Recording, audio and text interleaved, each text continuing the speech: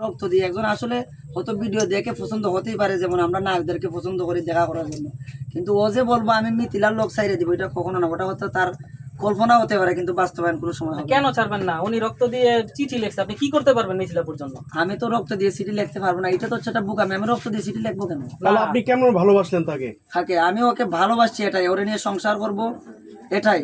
না, ভালোবাসার তো একটা প্রমাণ আছে না, যে আমি ওর মিথিলার জন্য এইটা করতে পারবো ওইটা করতে পারবো। ছেলেটা অলরেডি রক্ত দিয়ে চিঠি লিখছে, আমাদেরকে দেখাইছে। আমরা বলছি আমার মিথিলাপুর সাথে কথা বলবো, আচ্ছা, ঠিক। লিটনের সাথে কথা বলবো।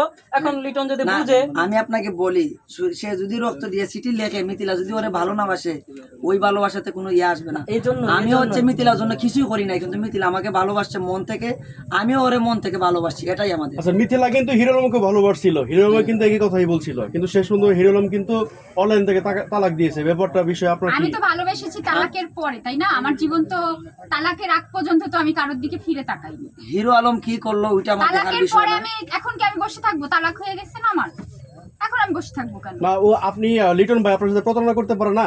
সে যদি প্রতারণা করে, সে তালাক দিলে আবার আরেকজনকে ভালোবাসবো। এটাই বাস্তব। ভালোবাসা তো আর কমে না। সে আচ্ছা। যার ভালো, কি জানো? মিথিলাপু এরপরে যদি আমাকে চাই যে আমার আরেকজন রেডি, হ্যাঁ, অলরেডি দেরি দেখছেন। সে তো এক সপ্তাহ লেট করছে, তা না হলে মিথিলাপু, তার মানে আপনি বোঝাতে চাচ্ছেন যে ভালোবাসা বদলায় না, বদলায় শুধু দেহ। শোনেন, এটা সম্পর্ক একটা। এই বাজে প্রশ্ন করেন কেন? ওনারে ভিডিও করো। না না না, এইটাই তো আপনি বললেন। না, না। যদি প্রতারণা করে তাহলে আপনি না না, আমার কথা শুনেন, এই দাঁড়াও, আমি একটা কথা উত্তর আমি দিচ্ছি। চুপ করো, শোনেন, আমার